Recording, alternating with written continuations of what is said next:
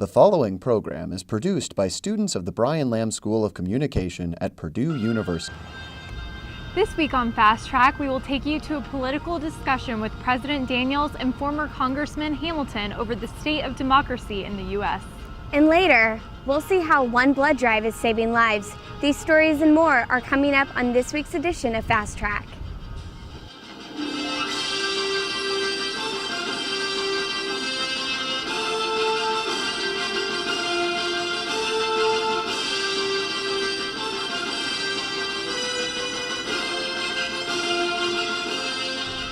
Thank you for tuning in to Fast Track.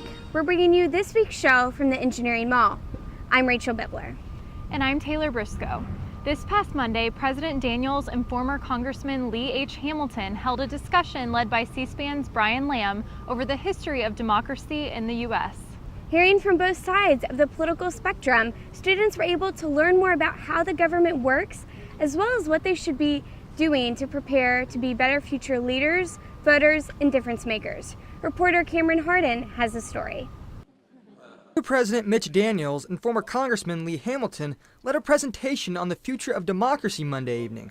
C-SPAN founder Brian Lamb moderated the discussion. Dean of Liberal Arts David Reingold said it was good for students to hear firsthand what's changing and what needs to change in democracy.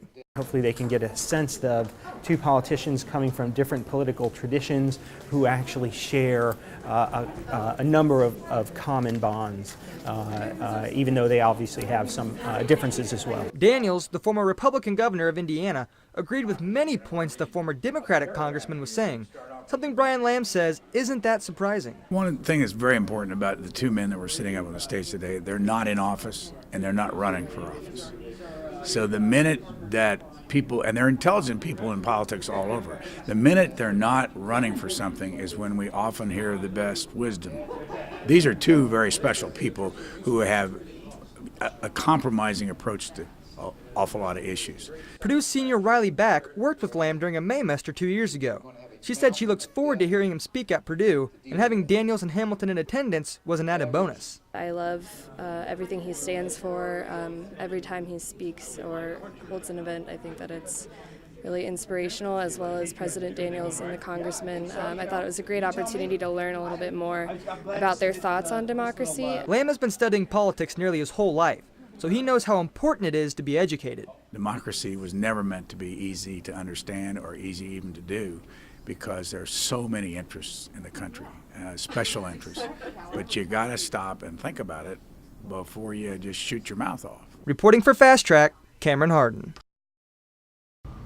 Thanks, Cameron. Purdue is a leader in innovation and continually setting the bar even higher, especially in academic research. But how are they doing this? Purdue recently surpassed schools such as Carnegie Mellon and Harvard in the number of patents produced in this past year. Aileen Sapahi will tell us more. Very few universities can match the depth of Purdue University's research capabilities and talent. Our world-changing research is what makes Purdue a national and global leader in discovery and innovation. Discoveries are made so frequently at Purdue that it has become a patent powerhouse. Last year, Purdue tied with the National Taiwan University for 16th worldwide in the number of patents produced, up from 27th the previous year.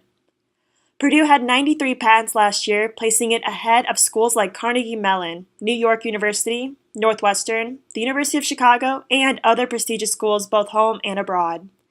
What about the Ivy Leagues, you ask? Well, Purdue beat out Harvard, Yale, Dartmouth, and Cornell.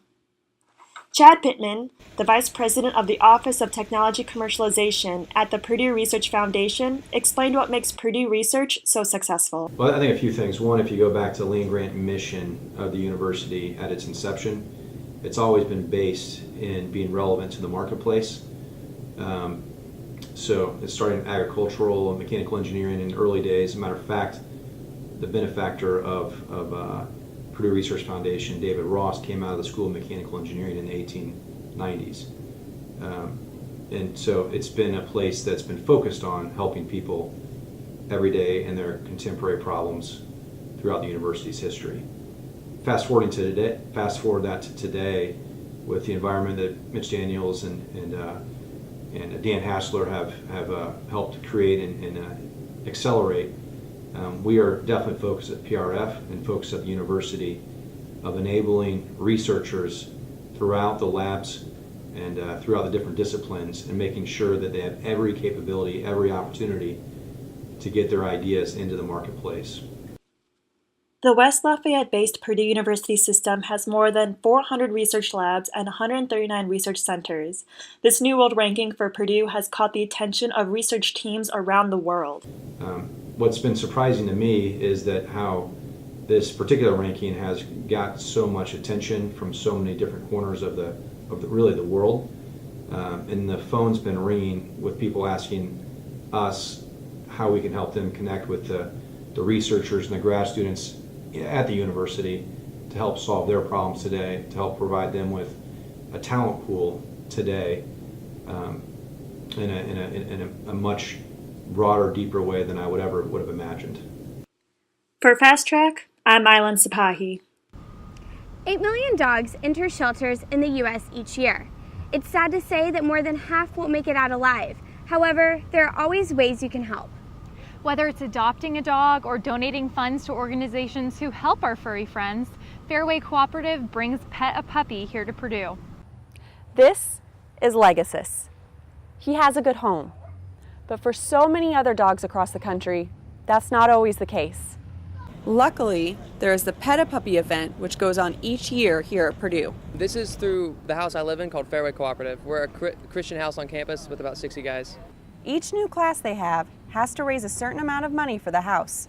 Whatever they have left over, they donate. Last year, they donated to a missions group. These little furry bundles of joy were provided by the Indiana Save a Dog organization. We work out of our home, and we take dogs that are on death row, and they're like him. He came from Kentucky. He was going to be put down, and we grabbed him and his two sisters.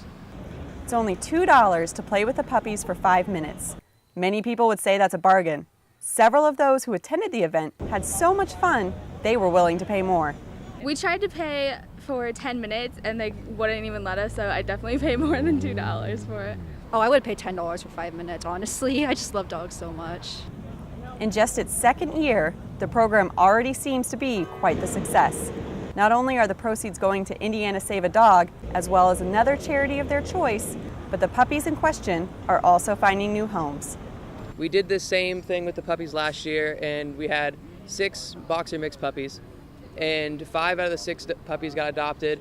And with the success continuing this year, you can be sure to see these guys back again. For Fast Track, I'm Krista McEnany. Robots and choreography? Stay tuned, because when we come back, we'll take a look at how these two things go together. We've also got your first look at weather, back after this. It's one small step for man,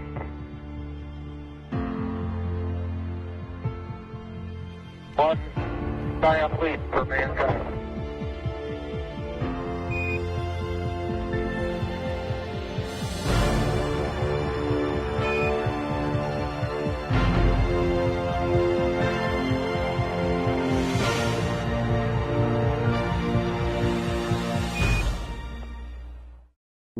We are all Boilermakers, but we're also much more. We're history makers, exploring the farthest reaches of our universe, often when strapped to a rocket. We are hope makers, rebuilders of Haitian cityscapes who ensure they'll now withstand any disaster. We are difference makers, developers of drought-resistant crops that just might end world hunger. The fact is, what we make moves the world forward. We are Purdue, makers all. I am an American. I am an American. I am an American. I am an American. I am an American. That's the way most of us put it. Just matter of factly. They're plain words, those 4. You could write them on your thumbnail or sweep them across a bright autumn sky. But remember, too, that they are more than just words. They are a way of life. So whenever you speak them firmly. Speak them proudly, speak them gratefully. I am an American. I am an American. I am an American. I am an American. I am poised under pressure. I led Purdue to a come-from-behind victory in my first start. I am focused on the field and in class. I draw inspiration from the cradle of quarterbacks. I am Rob Henry, and I am a Boilermaker.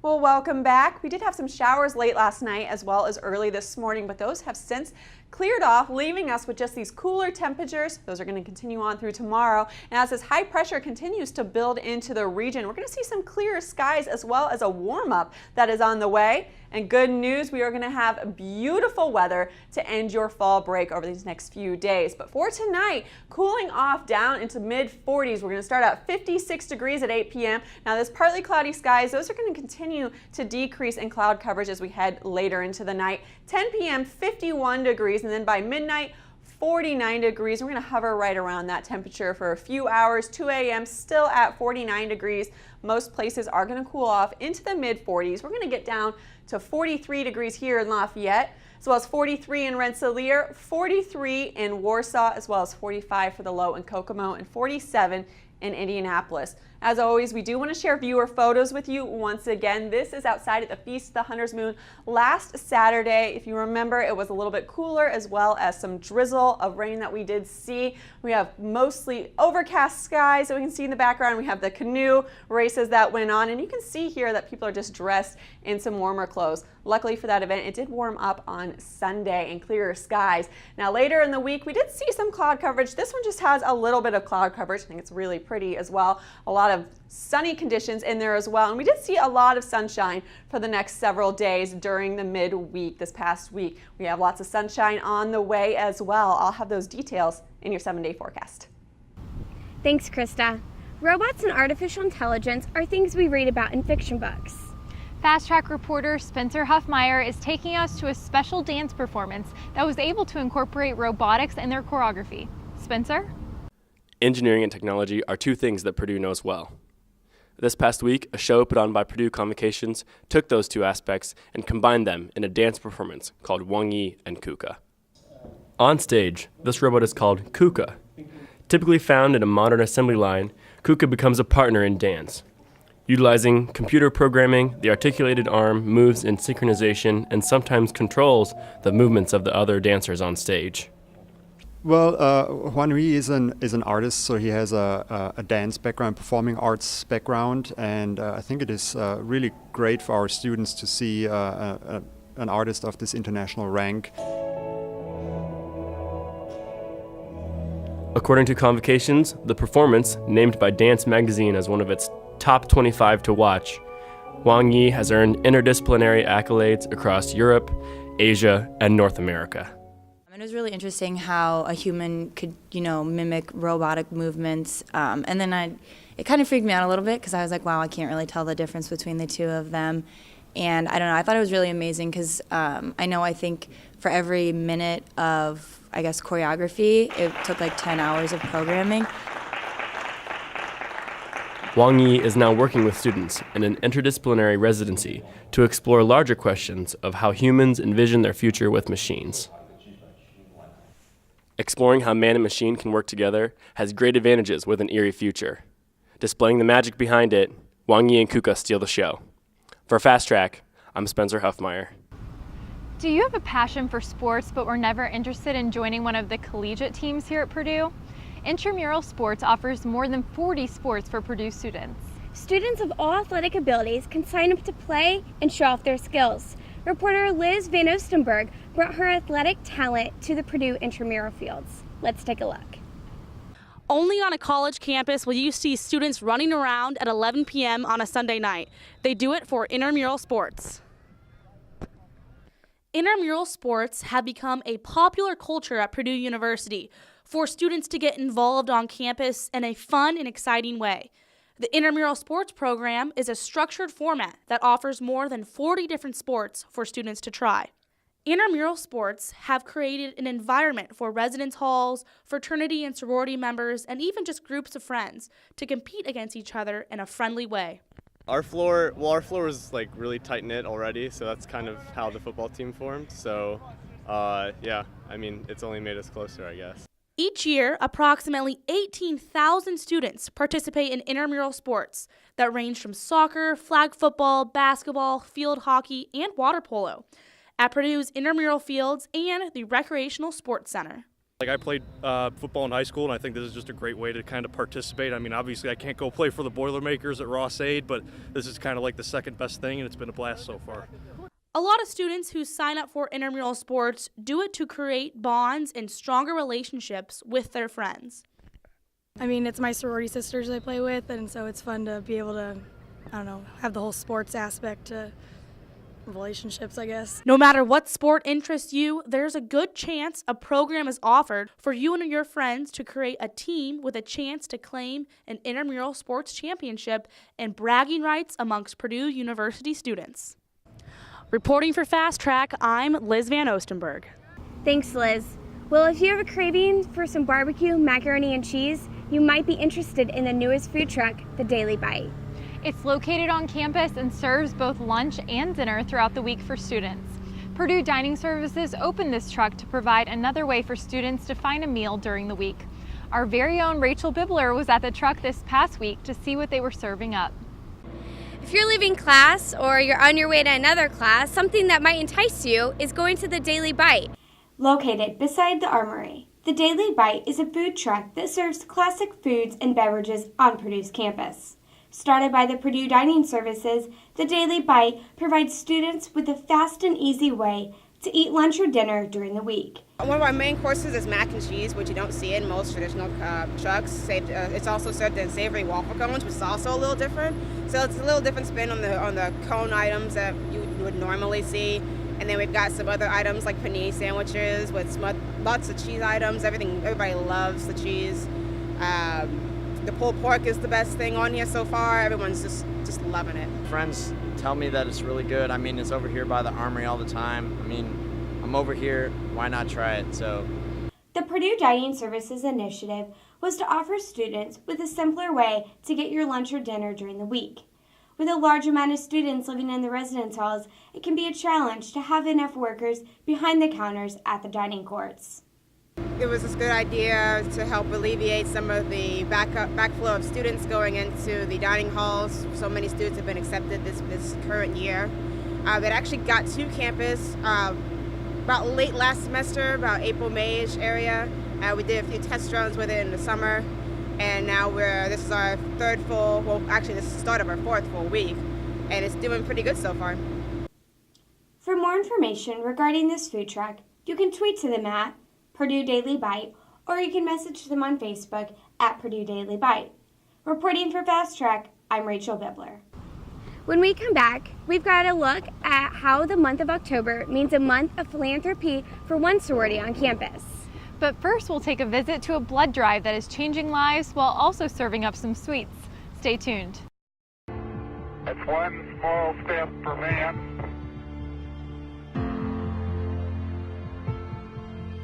one giant leap for mankind.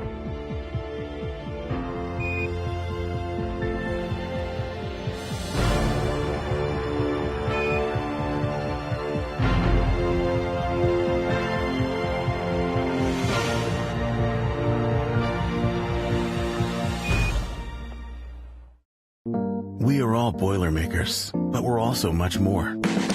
We're history makers, exploring the farthest reaches of our universe, often when strapped to a rocket. We are hope makers, rebuilders of Haitian cityscapes who ensure they'll now withstand any disaster. We are difference makers, developers of drought-resistant crops that just might end world hunger. The fact is, what we make moves the world forward. We are Purdue, makers all. I am an American.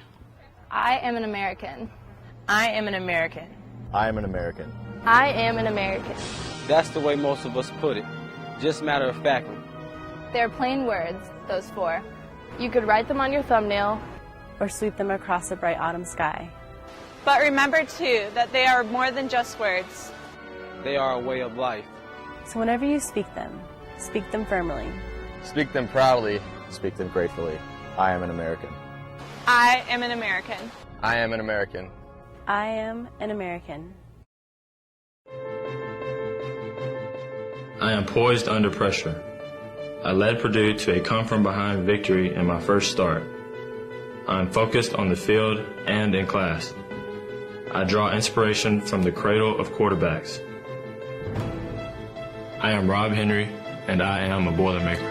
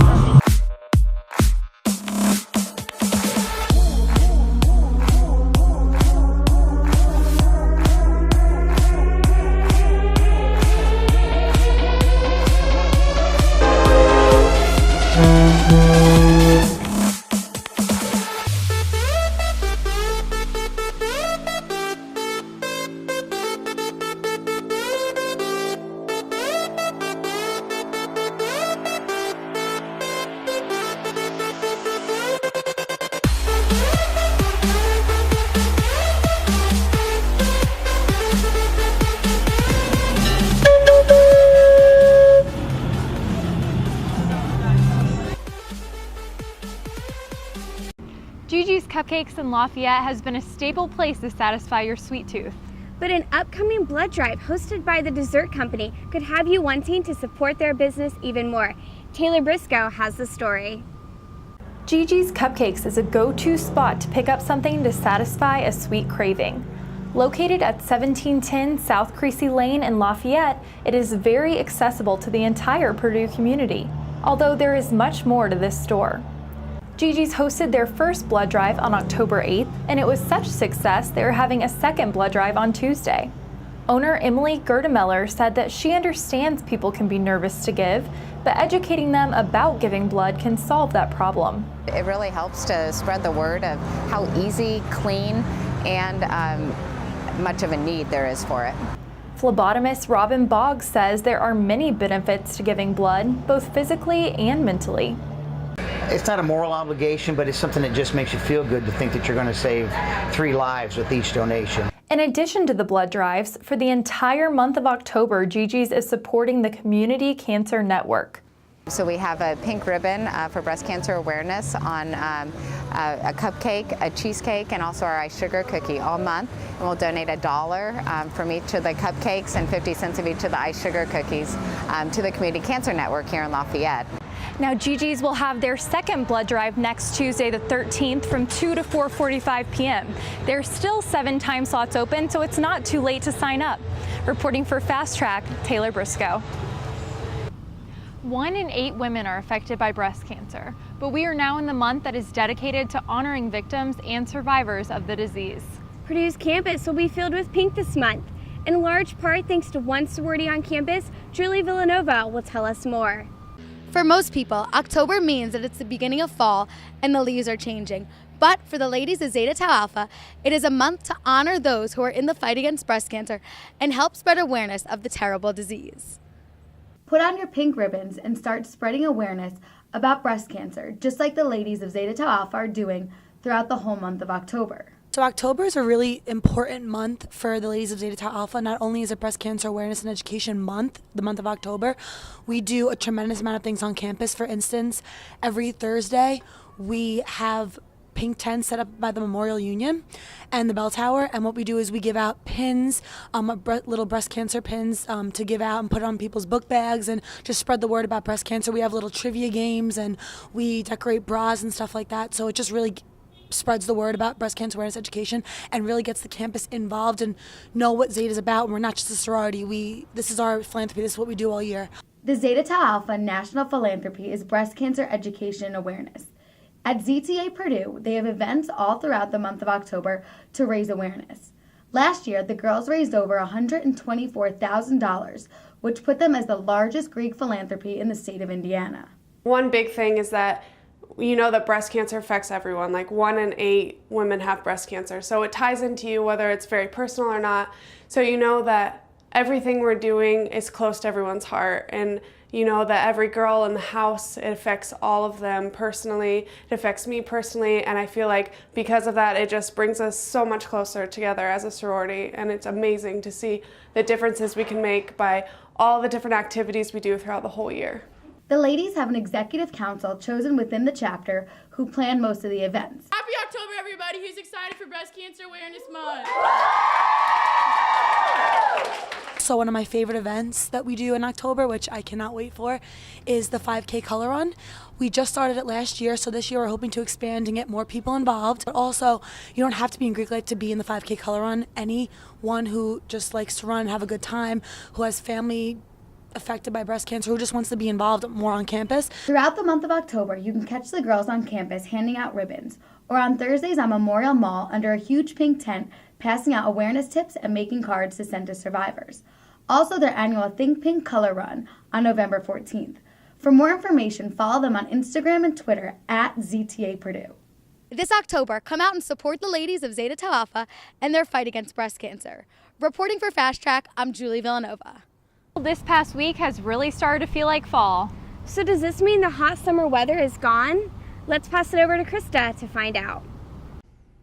Thank you. Well, once again, I do want to emphasize these cooler temperatures that we have right now. We were seeing high temperatures in the mid to upper 70s these past few days, and now we're back to high temperatures in the 60s. These cooler temperatures are going to stick around through tomorrow, but with this high pressure that's building back in, we're going to see lots of sunshine and a warm up that is on the way as well. So for those of you who are on fall break, good news, it's just a beautiful forecast for you all the way through the end. For tonight, we're going to have partly cloudy skies, and it's going to be cooler with winds out of the north 5 to 10 miles per hour. And in your evening planner, with these partly cloudy skies, we're going to see some decreasing in cloud coverage as we head later into the evening and into tomorrow morning. But partly cloudy skies at 8 p.m., 56 degrees, dropping down to 51 by 10 p.m., then by midnight getting down to 49 degrees, staying there for a couple of hours. 2 a.m. also at 49 degrees. Most places are going to see low temperatures in the mid 40s. We're going to get down to 43 degrees here in Lafayette, as well as 43 degrees in Rensselaer, 45 out in Champaign. We're going to see 45 in Kokomo, as well as 44 in Fort Wayne and 47 for your overnight low in Indianapolis. In your day planner tomorrow, this is what we like to see. Lots of sunshine, right? Well, starting off cooler, 44 degrees by 8 a.m. tomorrow morning, warming up to 51 by 10 a.m. and noon, up to 58 degrees, up into the 60s by 2 p.m., but we're not getting above the mid 60s by 4 p.m. We're going to top out with high temperatures in the mid 60s for most places. We're going to be at 65 here tomorrow afternoon, 64 for the high in Rensselaer, 62 in Warsaw, as well as 64 in Kokomo, and 67 for your high tomorrow in Indianapolis. Now, just to get you another look at what we're expecting for rain coverage, by 8 p.m. tonight, we're expecting most of this to be pushed off to the southeast. Lafayette is right about here, so we're looking to stay dry as we head into the rest of the evening. By 2 a.m., that just continues to push its way off to the southeast and leaving us in this nice dry patch as we head into tomorrow morning, Saturday, 11 a.m., looking nice, dry, and beautiful. And we have a beautiful 7-day forecast as well. The high temperature tomorrow of 65 degrees, getting down to 44 for the low Saturday night as well, though. So it is going to be on the chilly side, but back up into the 70s by Sunday with a high of 72. The sunshine continues into Monday with a high of 78. Just a little cooler on Tuesday with a high of 69, but Wednesday a high of 74, and then Thursday, that's when we're going to start seeing our next chance of some cloudier conditions with a high of 68, and then to end next week with a high of 65 on Friday. That's all we have for this week's edition of Fast Track. I'm Taylor Briscoe. And I'm Rachel Bibler. Join us again next week as we take you through more stories on Purdue's campus. Have a great week.